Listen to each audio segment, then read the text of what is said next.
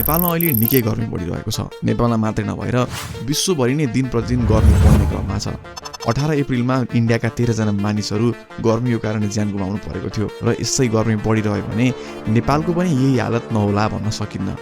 नेपालको average temperature 30 degree Celsius हो भने अहिले नेपालको धेरै ठाउँमा 35 देखि 40 डिग्रीसम्म तापक्रम बढेर पुगेको छ र एभरेज टेम्परेचर भन्दा 5 डिग्री पनि तापक्रम बढ्यो भने यसलाई भन्छ हिटवेभ, जसले मानवीय क्षतिसँगै देशको अर्थतन्त्र टाढ पल्टाउने समेत काम गर्छ।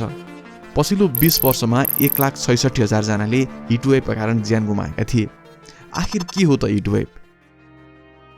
हिटवेभ हुनुको मुख्य कारण हो जलवायु परिवर्तन।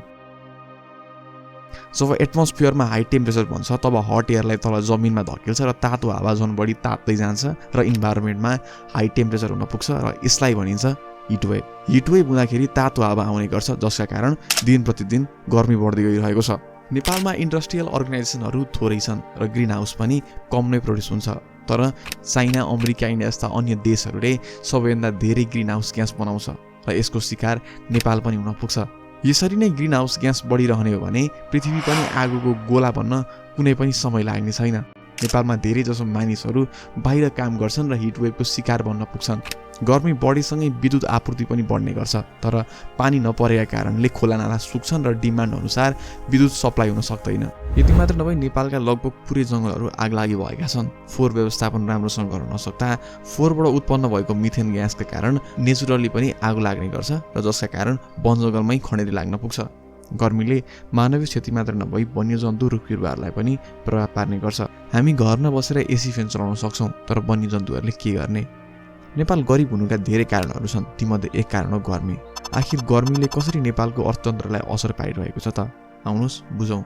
नेपालको सबैभन्दा जाडो महिना पौष हो भने सबैभन्दा गर्मी महिना ज्येष्ठ हो। फोटोमा देखाए अनुसार नेपालको कुनै क्षेत्रहरूमा निकै नै चिसो र कुनै क्षेत्रमा भने निकै नै तातो हुने देखिन्छ। नेपाल एउटा यस्तो भौगोलिक देश हो जहाँ निकै नै चिसोको लागि हिमाल र निकै गर्मीको लागि तराई छन्। तपाईँलाई पक्कै यो प्रश्न उठ्न सकेको होला, आखिर यो जाडो र गर्मीको इकोनोमीसँग के सम्बन्ध छ त? जर्मनी, क्यानाडा जस्ता युरोपका अन्य देशहरूमा निकै जाडो हुने गर्छ, तर त्यहाँका देशहरू नेपालभन्दा पनि आर्थिक रूपमा सम्पन्न र विकसित छन्। तर अफ्रिकन कन्ट्रिज र एसियन कन्ट्रिज लगायतका नेपाल, भुटान, पाकिस्तान, इन्डिया जस्ता देशहरूमा निकै नै गर्मी हुने गर्छ र यी देशहरू विकासमा पछि परिरहेका छन्। गर्मी बढेसँगै यसले धेरै समस्याहरू निम्त्याउने गरेको छ, जस्तै पानीको समस्या, गर्मी बढेर लु, ज्वरो, विद्युत आपूर्तिमा समस्या, जसका कारण खेती गर्नमा समेत अप्ठ्यारो हुने गर्छ। नेपालका 90% मानिसहरू आउटडोर काम गर्छन्, एग्रिकल्चर, कन्स्ट्रक्सन र अन्य कामहरूका लागि घर बाहिर काम गर्ने गर्छन्। गर्मीका कारण किसान वा लेबरहरू लामो समयसम्म काम गर्न सक्दैनन् र कतिपय बिरामी नै हुन्छन् त कतिको भने मृत्यु नै हुन पुग्छ। 36.2% जीडीपी नेपालको एग्रिकल्चर र लेबरबाट आउँछ, तर हिटवेभका कारण वर्षा हुँदैन, जमिन सुक्खा हुन्छ र कामदारहरूले पनि लामो समयसम्म काम गर्न सक्दैनन्, जसका कारण 36.2% घटेर 30 देखि 32% हुन पुग्छ। मतलब वार्षिक खर्बको घाटा। गर्मी महिनाहरूमा लोड सेडिङ नहुने त कुरै हुँदैन। दिनमा 1 घन्टा मात्रै बत्ती गयो भने पनि नेपाललाई यसबाट करोडौँ घाटा हुन पुग्छ, तर दिनमा 1 घन्टा मात्र नभई बारम्बार विद्युत जाने गर्छ, जसका कारण पनि जीडीपीमा यसले ठुलो गिरावट देखाउन पुग्छ।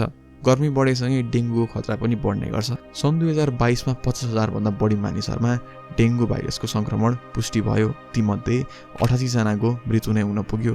यो सङ्ख्या 2021को भन्दा 50,000 गुणा बढियो। डेङ्गु त नेपालमा कोरोना भाइरस भन्दा पनि बढी खतरनाक साबित भएको थियो। गर्मी सिजनमा डेङ्गुको खतरा बढ्ने भएकाले यसले ठुलो मानवीय क्षति ल्याउन पुग्छ। नेपालको महत्त्वपूर्ण पर्यटक आकर्षण क्षेत्र भनेर चिनिने माउन्ट एभरेस्ट यानि कि सगरमाथाले पनि आफ्नो सुन्दरता गुमाउँदैछ। हिमालहरू दिन प्रतिदिन नाङ्गिँदै गइरहेका छन्। नेपालमा 3248 वटा ग्लेसियर छन् र यी पनि दिन प्रतिदिन घट्दो क्रममा रहेका छन्।